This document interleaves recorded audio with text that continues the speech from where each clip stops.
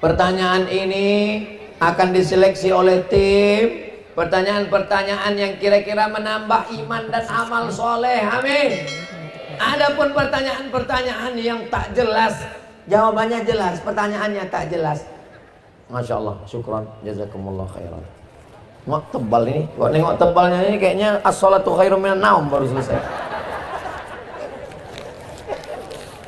Ada pula struk dari beli-beli di supermarket. Assalamualaikum Ustadz. Waalaikumsalam. Saya ingin bertanya, bagaimana memberitahu suami untuk tidak merokok lagi?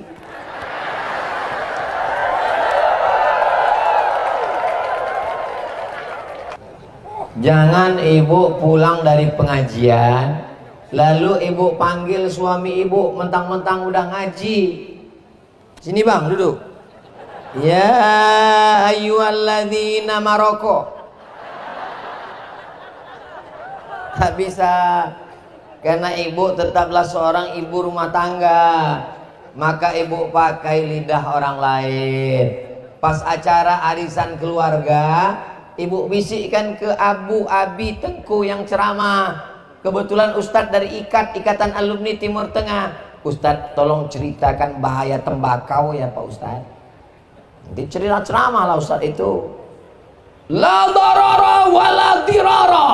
Tak boleh memudaratkan orang lain, memudaratkan diri sendiri. Contohnya tembakau. Aku nih kata dia. Nah, habis itu khutbah Jumat, sampaikan ke pengurus, Pak pengurus, tolong singgungkan sedikit masalah tembakau nih pengurus. Khutbah Jumat, jamaah Jumat yang dimuliakan Allah, hari ini ada orang yang membakar uangnya, padahal Allah mengatakan innal mubadzirin, orang yang mubazir kanu ikhwana syayatin, saudara setan.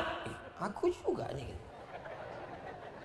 Jadi dari mulai khutbah Jumat, pengajian arisan keluarga, pengajian di masjid, akhirnya, tapi jangan lupa ada yang lebih hebat daripada pengajian. Ad-du'a silahul mu'min. Ibu bacakan Al-Fatihah, bertawassul kepada Rasulullah. Ya Allah, tutupkan pintu hati suamiku ini ya Allah. Tidak sulit bagi Allah. Innama amruhu idza arada syai'an ayaqula lahu kun. Lalu kenapa dibuat Allah begitu panjang ceritanya? Prosesnya. Allah ingin buat ibu dapat nikmat lebih hebat daripada dunia dan seisinya. Ayyahdiyallahu bika rajulan wahidan. Satu orang dapat hidayah karena mulutmu, khairum min humurin na'am, lebih baik daripada seekor unta yang merah. Dalam riwayat lain, khairum minad dunya wa ma fiha, lebih baik daripada dunia dan seisinya. Mudah-mudahan ibu yang risau dengan suaminya merokok segera berhenti insyaallah. Amin ya rabbal. Macam-macam kertasnya ada kartu nama. Apakah boleh bagi kita untuk mengulang hafalan Quran ketika sedang dalam keadaan haid bagi perempuan Pak Ustadz? Mazhab yang paling tua Imam Hanafi, tidak boleh perempuan dalam keadaan haid membaca Quran, memegang Quran, membawa Quran. Mazhab Maliki tidak boleh, mazhab Syafi'i tidak boleh, mazhab Hambali tidak boleh. Tapi ada pengecualian. Mazhab Maliki boleh perempuan yang sedang uzur haid mengulang hafalan an zahri qalbin, dalam hati. Jadi nanti kalau bapak lihat ada ibu-ibu diam aja, itu sedang ulang hafalan, diam aja. Tanya dulu, ibu hafal Quran? Enggak. Itu berarti sedang memikirkan tagihan. Mazhab Hambali boleh, catatan guru yang sedang mengajar Quran, ustazah sedang ngajar, maka dia boleh baca tapi putus-putus. Ya ayyuhalladzina amanu kutiba alaikumus syiyam kama kutiba alal ladzina min qablikum la'allakum tattaqun. Tak boleh baca sekali lurus. Jadi kesimpulannya dari 4 mazhab boleh membaca 2. Yang pertama, mengulang hafalan dalam hati. Yang kedua, mengajar dengan putus-putus tidak nyambung. Adapun selain dari itu tidak boleh baca Quran, tidak boleh pegang Quran, tidak boleh bawa Quran.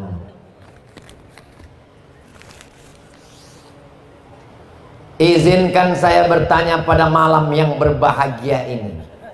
Apakah kita berdosa jika kita menegur orang tua kita ketika tahu perbuatan yang mereka lakukan salah? Kuntum khaira ummah, kalian ini umat yang terbaik. Kapan kita menjadi umat yang terbaik? Ta'muruna bil ma'ruf, ajak orang buat baik, wa tanhauna 'anil, larang orang buat mungkar. Jadi kalau orang tua kita mabuk Pak Ustadz, orang tua kita main judi Pak Ustadz, orang tua kita ke dukun Pak Ustadz, apakah judi, dukun dan mabuk itu mungkar? Mungkar. Maka kita cegah. Caranya, jadi jangan mentang-mentang udah ngaji, udah tobat, udah hijrah, dekat dengan Abu Abi Tengku Ustadz, pulang ke rumah, munafik, itu ayahmu. Kalau kau panggil dia, setan, berarti kau anak. Coba lihat Nabi Ibrahim alaihissalam. Apa kata ayahnya Azar? La illam tantahi, kalau kau tak berhenti menceramahi aku, la arjumannaka, ku lempar kau pakai batu sampai mati. Wahjurni maliya, tinggalkan aku, pergi jauh sana. Apa kata Nabi Ibrahim? Sa'astaghfiru laka rabbi, aku akan mintakan ampun kepada Allah untukmu wahai ayahku. Innahu kana bi hafiya, Allah itu mengabulkan doa-doaku. Jadi tidak boleh berkata kasar kepada orang tua. Wa in jahadaka, kalau orang tuamu memaksamu ala an tusyrika bi, mempersekutukan aku, kata Allah, la tuti'huma, jangan kau taat pada orang tuamu. Tapi baca ujung ayatnya, wa sahibhuma fid dunya ma'rufa, tetaplah bergaul, berinteraksi dengan baik, jangan pernah berhenti, tapi dengan cara yang santun. Ud'u ila sabil rabbik, ajak kedua orang tuamu ke jalan Allah bil hikmah, dengan kata-kata yang santun, wal mau'izatil hasanah, dengan suri tauladan yang baik. Mesti berdebat, berargumentasi. Wajadilhum billati hiya ahsan, berdebatlah dengan cara yang terbaik. Jadi kalau kebetulan ibunya belum pakai jilbab, belum menutup aurat, mak pakai baju tutup aurat ya mak ya, kelihatannya ketiak mak itu macam leher onta. Kasar kali cakap kau. Kalau tak percaya tengoklah mak, ini gambarnya. Jangan kasar-kasar, karena bagaimanapun dia dulu yang mengandungmu 9 bulan 10 hari, melahirkanmu meregang nyawa. Kau gendong dia dari Banda Aceh ke Makkah, terus ke Madinah, terus ke Padang Arafah, terus ke Musdalifah dan Mina, tak dapat menebus sekali teriakannya saat melahirkanmu. Dengan kata yang paling lembut, paling baik, pakai lidah orang lain, pinjam lidah ustadz untuk menyampaikan kebaikan, dan doakan dia. Allah akan membukakan pintu hidayah. Tak ada yang sulit bagi Allah, tapi Allah ingin melihat kesabaranmu dan keseriusanmu. Mudah-mudahan orang tua kita yang belum lagi dapat hidayah, dibukakan Allah pintu hidayah insyaallah. Apa hukumnya suami yang tak mau kerja bertahun-tahun, berharap istri yang bekerja untuk menafkahi keluarga?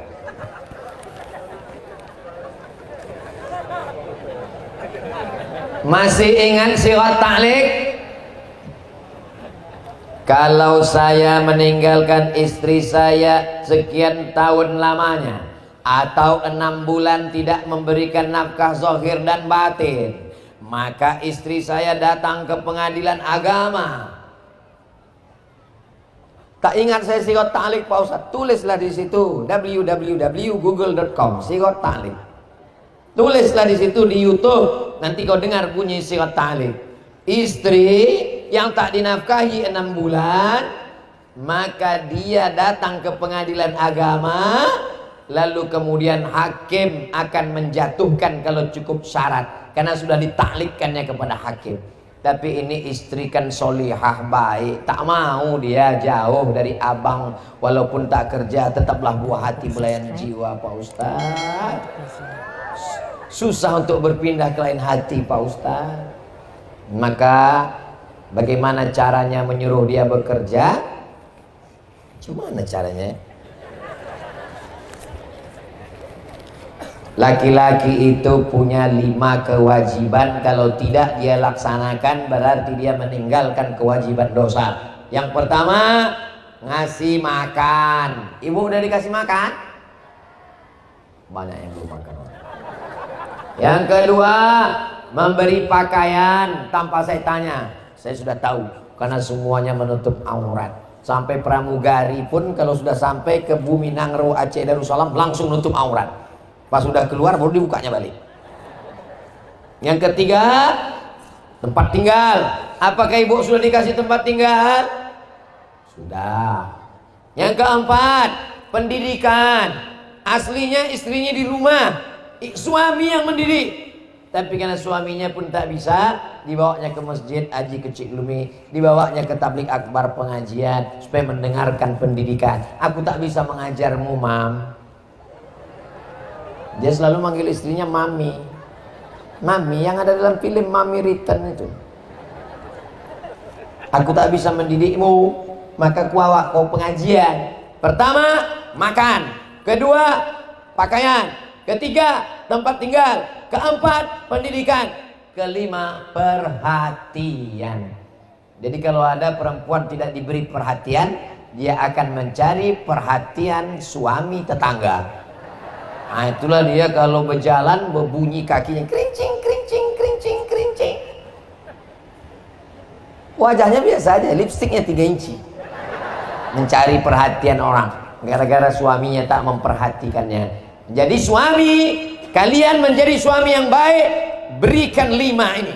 Kita ulang. Pertama, makan. Kedua, pakaian. Ketiga, tempat tinggal. Keempat, pendidikan. Kelima, perhatian. Ibu, ini calon-calon suami yang baik. Kalian punya anak gadis, kasih secepatnya ke sini. Setuju? Laku iklankan tak juga laku, kalian entahlah. Pulang dari sini cepat sebelum orang ini berubah pikiran. Mau sampai duha ini nampaknya. Ustadz, kami tanya bagaimana orang yang selalu melakukan kebaikan, selalu beribadah, taat kepada Allah, selesai masalah. Apalagi? Tapi masih melakukan dosa. Ini namanya STMJ, sholat terus, maksiat jalan. Orangnya selalu melakukan kebaikan, selalu beribadah, sholat, puasa, taat kepada Allah, tapi masih melakukan dosa. Dosanya apa? Pacaran. Ya Allah, barokah jamaah yang hadir malam ini, lebih 40 orang, lebih 400 orang, lebih 4000 orang. Mudah-mudahan semua yang pacaran putus. Yang pacaran putus. Udah selesai. Insya Allah berhenti, dia tak berdosa lagi. Apalagi dah putus. Laki-laki perempuan pacaran, jalan sana jalan sini, jalan sana jalan sini, gembong masuk angin. Yang rugi laki-laki apa perempuan?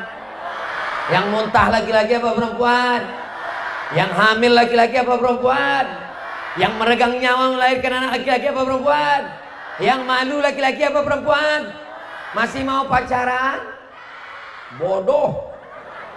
Udah begitu hancur babak belurnya, mau juga lagi pacaran. Orang ini ya enak, apalagi playboy cap tupai. Lompat sana, lompat sini, lompat sana. Habis anak orang macam pokok kelapa dibuatnya. Habis pokok kelapa tuh lobang-lobang, lobang sini, lobang sana. Apalagi playboy cap gayung, cedok sana, cedok sini, cedok sana, cedok sini.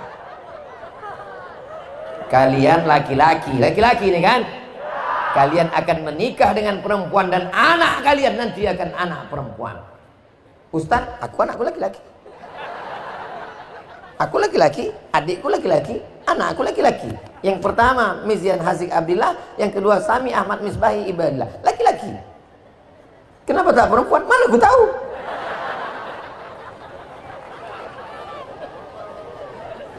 Kau akan punya anak perempuan, kau punya adik perempuan, jangan sepelekan perempuan. Kalau kau jantan, jangan kau bawa bunga mawar, tapi bawalah mahar. Setuju? Hai bapak-bapak, kalau kau punya anak gadis, datang laki-laki pertama kali, kasih dia air minum. Datang kedua kali, tanya, what do you want? Kau mau apa datang kemari? Ini udah dua kali kau datang kemari. Nah, mau bawa anak bapak sekali aja. Kau pikir anakku ini toples? Kami mau jalan-jalan aja pak, sebentar aja. Nanti kami belikan bapak mie ayam. Tak ada mie ayam, pergi kau.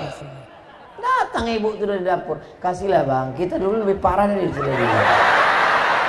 Inilah yang buat hancur dunia persilatan. Alhamdulillah, menjadi orang Aceh itu nikmat. Kenapa? Karena ada polisi wilayah Hizbah. Itulah untungnya menjalankan syariat Islam. Tidak hanya narkoba, tidak hanya judi, tapi masalah aurat laki-laki perempuan pun diatur, dan ada polisi adab yang mengurus masalah itu insyaallah. Ya Allah, jagalah bumi Nangro Aceh Darussalam ini tetap bersyariat, supaya anak-anak kami ini selamat dari zina ya Allah. Yang pacaran-pacaran segera kalian berhenti. Kalau ada anak muda buat dosa, tengok dosanya apa. Oh, dosanya pakai narkoba Pak Ustadz, kirim dia ke pesantren. Apa nama pesantrennya? BNN, Badan Narkotika Nasional. Kalau dosanya pacaran, nikahkan dia. Carikan perempuan, asalkan perempuan dapat, nikahkan. Tahu saya cantik-cantik kali. Ini agak panjang sedikit. Tarik nafas dulu ya. Saya bekerja di sebuah kantor pemerintahan yang aturan bekerjanya dari pagi sampai sore.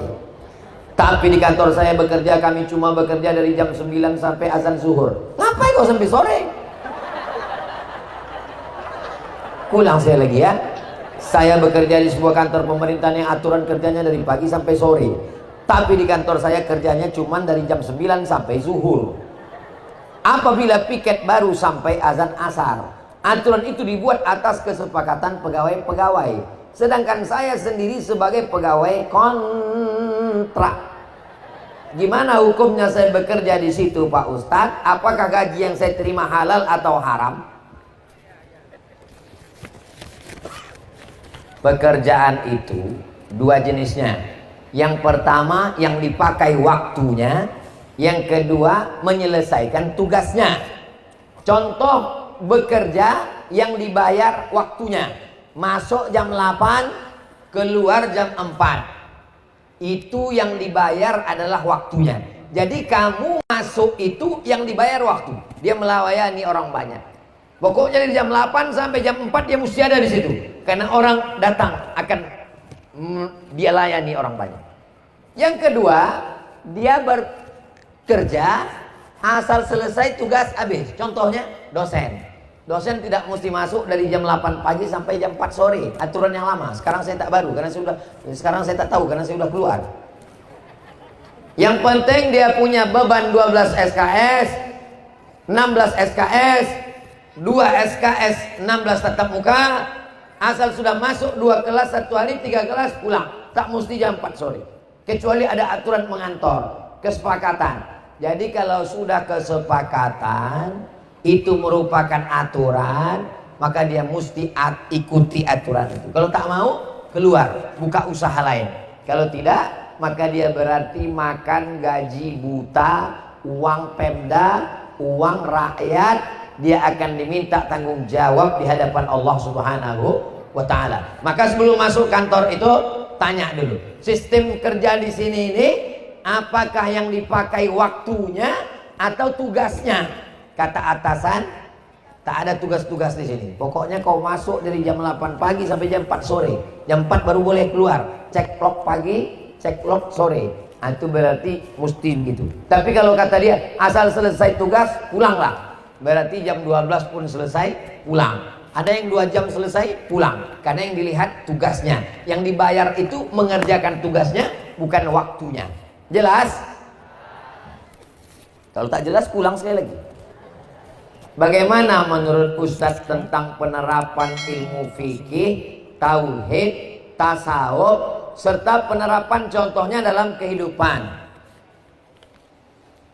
Perempuan auratnya semua mesti ditutup kecuali wajah dan telapak tangan.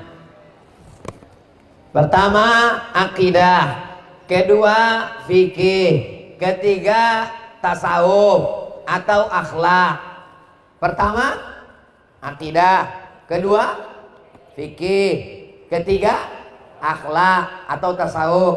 Kenapa disebut tasawuf? Karena diambil dari kata sofa, artinya suci, mensucikan hati dari hasad, dengki, busuk hati, iri, hasad. Membersihkan hati, tazkiyatun nafs. Ada ustadz ceramah di masjid. Kalau kamu menjalin transaksi hutang piutang, maka bayarlah tepat pada waktunya. Itu pembahasannya tentang akidah, fikih atau akhlak. Tentang fikih, karena terkait tentang hutang piutang, muamalat. Ada ustadz ceramah, Allah itu mengetahui segala perbuatan kita.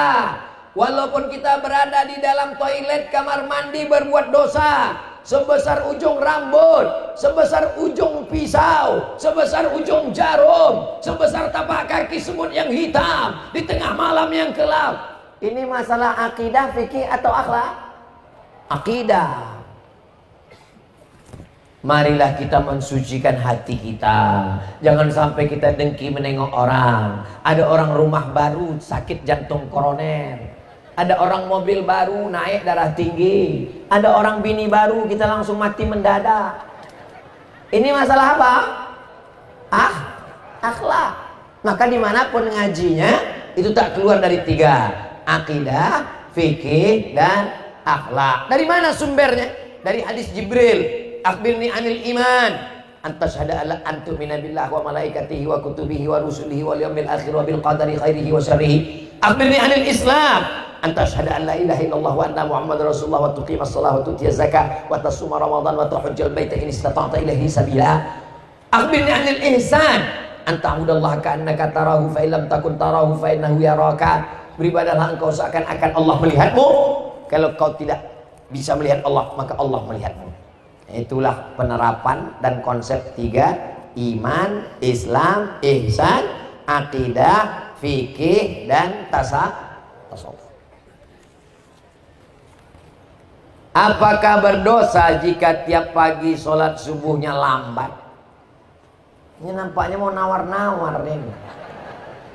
Mana siapa yang tidur walam yusolli sampai kelewatan tak sholat subuh, balas syaitanu fi udhunih, setan kencing di telinganya. Allah masih sayang tak nampak tulisannya. Kalau Allah tak sayang disingkapkan Allah hijab, tertulis sini WC setan. Maka jangan sampai tidak sholat subuh. Jam itu di setel. Di Aceh sholat subuhnya jam berapa? Jam 5. Astel jam 5. Saya alhamdulillah walaupun udah tua, itu jam kalau udah berbunyi pasti saya bangun. Kecuali kalau saya datang pulang lembur pengajian dari luar kota jam 3. Kalau udah jam 3 pulang saya tak tidur lagi. Bagus saya tunggu azan subuh. Karena kalau saya tertidur nanti terlewat sholat subuh. Jadi kalau ada orang Aceh sholat subuh jam 5, pulang dia ke rumah habis nonton bareng jam 4.30. Bismika Allahumma ahya wa amut. Itu bukan tidur, memang sengaja tak mau sholat subuh. Bangun jam 8, sholat subuh. Heran anak saya itu Pak Ustadz, sejak dengar pengajian Ustadz sholat subuh, sholat duhanya pun berkunut sekarang. Iyalah subuh kesiangan. Karena memang susah bangun walaupun sudah memasang alarm dibangunkan oleh kawannya. Apakah ada solusi atau doa yang bisa diamalkan Pak Ustadz? Tidur cepat, jangan sampai lambat tidur. Tidur cepat, jam 10 tidur. Udah jam lewat 11. Insya Allah habis ini pulang terus. Saya sejak Piala Dunia ini nggak bisa tidur cepat Pak Ustadz. Karena udah terbiasa malam. Pulang dari sini, kau beli antimo. Langsung tidur. Tapi sebiji, jangan sepapan. Seminggu tidurnya. Dan siang jangan tidur siang terlalu lama. Qailulah sebentar, setengah jam, 1 jam. Cepat tidur supaya mudah bangun. Saya kalau tidur jam 12 masih bangun jam 4. Masih bisa. 1, 2, 3, 4. Tapi kalau sudah jam 3 saya pulang, saya tak tidur lagi. Karena kalau tidur payah bangun. Tunggu-tunggu aja, menulis, membaca, segala macam, mendengar. Nah itu bangun nanti langsung sholat subuh. Begitu kuncinya. Mengenai batas menutup mukena wanita sampai dagu, apakah sebelum mengetahui apakah harus mengqadha ulang sholatnya Pak Ustadz? Mazhab Hanafi, mazhab Syafi'i, ini kaki ini mesti ditutup. Mesti ditutup kaki, pakai kaos kaki atau pakai kain yang menutup sampai ke bawah. Mazhab Hanafi kata dia tidak. Mazhab Hanafi ini rasional. Mazhab Hanafi katanya kaki tak perlu ditutup. Kenapa tak perlu ditutup? Karena waktu berdiri kaki itu ditutup oleh kain. Waktu tegak tapak kaki itu tertutup otomatis. Waktu sedang sujud kaki itu tertutup dengan kain. Maka kaki itu di dalam. Untuk apa ditutup? Kata rasional mazhab Hanafi. Mazhab Syafi'i, kaki itu disampul dengan kaos kaki. Karena dikhawatirkan terbuka. Mazhab Hanafi tidak. Kenapa? Karena waktu berdiri tapak kaki nempel ke bawah. Waktu ruku, sujud, kain menutup ke bawah. Jadi kata dia, untuk apa ditutup? Itu argumentasi orang yang kainnya kemari waktu dagu. Kenapa? Karena tak ada. Karena pangkal dagu ini ke bawah. Tak ada orang menengok. Mana ada orang menengok? Pangkal dagu ini ke bawah. Jadi kalau ada orang pakai mukena, di sini kainnya, maka pangkal dagu ini, kecuali kalau dagunya panjang kemana? Atau 2 dagunya, satu di sini, satu di sini. Itu argumentasi rasional mazhab Hanafi tentang kaki yang dikiaskannya kemana. Jadi bagi yang sudah terlanjur dia tidak qadha lagi.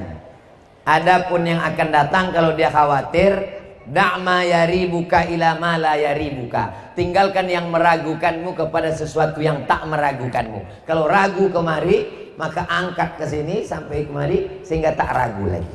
Jadi ada mukena itu yang dipasang, ada tambahan kain begini biar supaya tidak terbuka pangkal. Apa hukum barang yang ditemukan di laut? Luqatah. Luqatah barang yang jatuh. Likulli saqit laqit. Setiap barang yang jatuh ada yang menemukannya. Nama barangnya luqatah. Orang yang menemukan namanya laqit. Apa hukum barang yang ditemukan ketika bencana seperti banjir? Karena yang saya baca dalam salah satu kitab Matan Takrib, luqatah adalah barang temuan yang ditemukan di jalan, di tanah. Ditemukan di jalan. Dari mana dia? Jatuh. Apa beda orang berjalan di jalan dengan orang di laut naik sampan? Beda transportasi. Di jalan dia naik kuda, naik pedati, naik kendaraan. Di laut dia naik sampan, naik perahu. Sama-sama barang yang jatuh. Maka dia tetap dihitung sebagai barang temuan, diumumkan selama setahun. Kalau setahun tidak ada yang mengaku, berarti itu milik engkau. Kalau selama setahun itu ada, berarti serahkanlah kepada dia. Jadi selama setahun itu doanya, mudah-mudahan tak ada yang mengaku barangnya. Kertas terakhir. Oh belum lagi, ada terakhir satu lagi. Kita yang selalu pasrah akan cobaan dan ujian selalu ikhlas. Tapi ujian dan ujian selalu datang silih berganti. Apa yang harus kami lakukan? Apakah ini cobaan atau hukuman? Bagaimana nasihat Ustadz untuk kami? Terima kasih Pak Ustadz. Semoga Ustadz Tengku Abdul Somad selalu dalam lindungannya. Amin. Adakah manusia ini yang tidak diuji Allah Subhanahu wa Ta'ala? Tak ada. Nabi Adam alaihissalam diuji. Apa doanya? Rabbana zalamna anfusana wa illam taghfir lana wa tarhamna lanakunanna minal khasirin. Nabi Ibrahim diuji. Ujian pertama punya ayah azar penyembah berhala. Ujian yang kedua menghadapi umat yang menyembah bintang gemintang. Ujian yang ketiga menghadapi umat yang menyembah berhala. Ujian yang keempat tidak punya anak. Ujian yang kelima punya anak mesti diasingkan ke tanah suci. Ujian yang keenam diminta untuk menyembelih anak. Tidak ada manusia yang hidup tanpa ujian. Cuman kita tak tahu ujian dia. Enak kau ya, kemana-mana jalan sana jalan sini, aku tak bisa pergi jauh. Kenapa? Aku diuji Allah, aku di rumah aja. Kenapa kau di rumah terus? Kau tengoklah keningku berbisul. Kita sangka dia ini yang berjalan ke sana ke sini ini tak ada ujian. Enak kau ya, jalan ke sana kemari tak ada ujian. Aku sebetulnya dari tadi ini jalan sana ke sini karena berbisul juga. Di mana? Di sini. Tapi bukan berarti saya berdiri dari tadi ini berbisul. Jadi kadang kita menyangka orang lain tak ada bisulnya, padahal bisul dia lebih parah, cuman dia tak mengeluh saja. Apakah yang datang ini azab? Ada orang demam. Dari mana kita tahu demamnya itu azab? Atau demamnya itu menggugurkan dosa? Atau demamnya itu mengangkat derajat? Kan tiga kemungkinan. Tak tahu kita. Tidak ada hadisnya. Kalau demamnya demam panas tinggi itu laknat. Kalau demamnya demam puyuh itu ngangkat derajat. Enggak ada. Maka sikap kita kalau datang sesuatu yang tak menyenangkan, husnuzon. Ana inda husnuzonni abdi bi. Mudah-mudahan dengan segala musibah itu Allah melepaskan dari dosa-dosa kita. La yusibul mu'min min nasabin wala wasabin wala saqamin wala syaukin.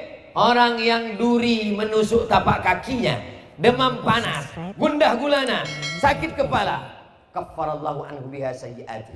Dengan itu Allah menghapuskan segala dosa-dosa. Kertas terakhir. Kertas yang terakhir ini merah pula tintanya. Bagaimana cara mendekatkan atau mendatangkan jodoh untuk saya?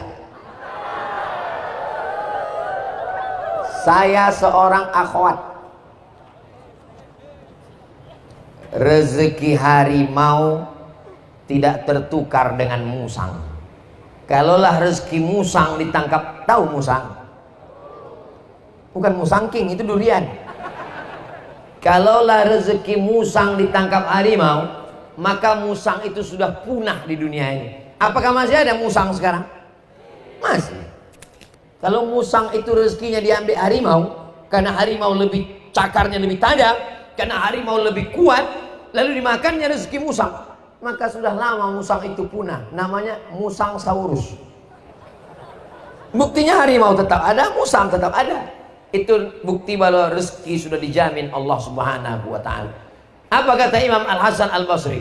Alimtu anna rizqi la ya'khudhuhu ghairi. Aku tahu rezekiku tak akan mungkin diambil orang. Fatma'anna qalbi, maka hatiku pun menjadi yakin. Rezeki kita tak akan mungkin diambil orang. Rezeki kita mesti kita yang mengambilnya. Kalau kita Ahlus Sunnah wal Jamaah, kita yakin rezeki itu punya kita dan kita berusaha untuk mengambilnya insyaallah. Jadi calon suami kalian tak akan mungkin diambil oleh tetangga kalian. Amin. Malu pula orang yang mikir.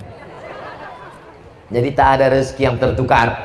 Rezeki itu lebih tahu alamat kita daripada kita mengetahui rezeki kita.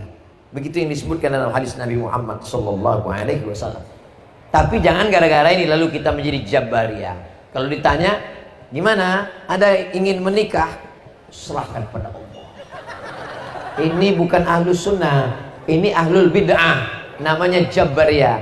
Sedangkan Ahlus Sunnah ada ikhtiar. Di sini ada Ustadz Ketua Ikat, ada alumni Azhar yang baru pulang, ganteng, cerdas, S2, hafal Quran, udah nikah. Ada yang masih lajang, temui Ustadz Tengku Fadil. Tengku Fadil ada tak stok-stok yang lama pun tak apa-apa. Temui Ustadz Tim Uas, Ustadz Nazar, ada tak yang second pun tak apa. Gitu, ada ikhtiar dan usaha. Boleh seorang wali menawarkan adiknya, anak gadisnya, ditawarkan. Besok kau datang ke rumah ya, ini aku mau jumpakan sama adikku. Datanglah kalian ke rumah abang ini. Habis itu disuruhnya lah adiknya keluar. Nah, keluar dia bawa teh manis.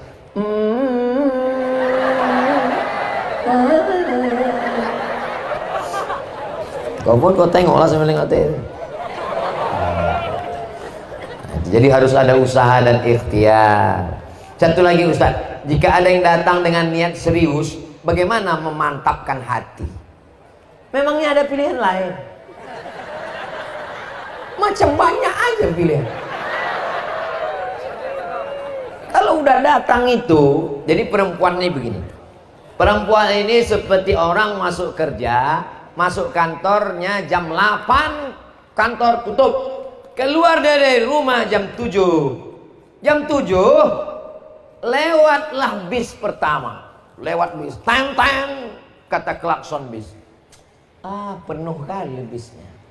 Nantilah jam 7.15 berlalu satu bis. Jam 7.30 muncul bis. Memang tidak penuh, tapi nggak ada AC-nya. Nantilah 7.45 lewat ojek. Ojek pula, nanti ada bis lagi. 7.59 apa yang lewat pun jadilah.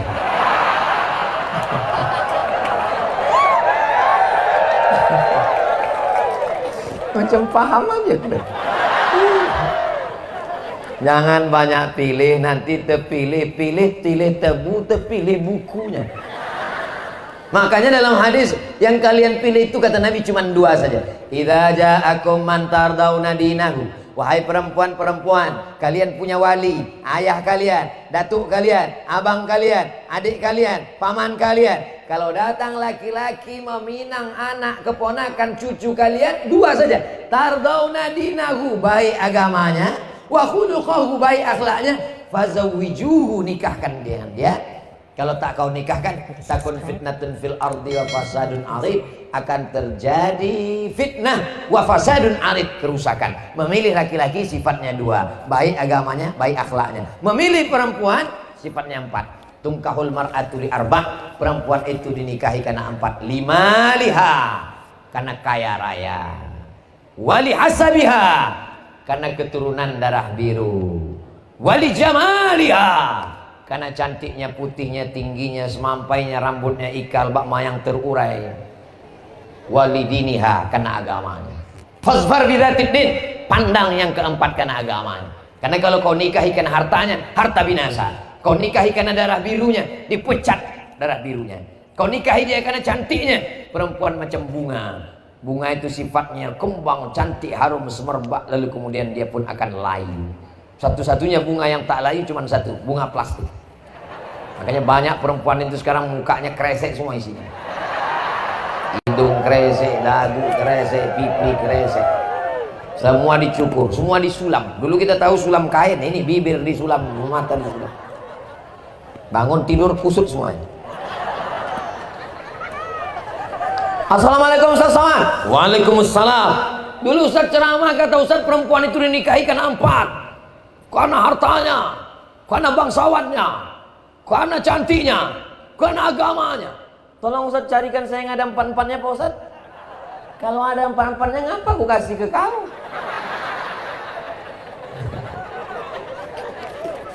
Tolong untuk yang ini nanti diedit. Bahaya nih. Masya Allah, tabarakallah. Kita mulai tadi jam 9:30. Sekarang sudah jam 11:15. Inilah ceramah Abdul Somad terpanjang, hampir 2 jam. Allahu Akbar. Masya Allah, tabarakallah. Di akhir majelis yang mulia ini, mudah-mudahan yang disampaikan tadi kita amalkan bersama, terutama yang menyampaikannya insya Allah ala hadhihi niyah, untuk niat yang baik-baik ini. Mudah-mudahan yang belum berjodoh diberikan jodoh yang baik-baik, diberikan keturunan penghafal Quran. Nangro Aceh Darussalam dijadikan baldatun thayyibatun wa rabbun ghafur. Diberikan suami yang berhenti merokok, yang berhenti berzina, yang berhenti buat maksiat. Yang belum bekerja diberikan semangat bekerja mencari nafkah. Ala hadhihi niyah, untuk niat yang baik-baik ini. Al-Fatihah.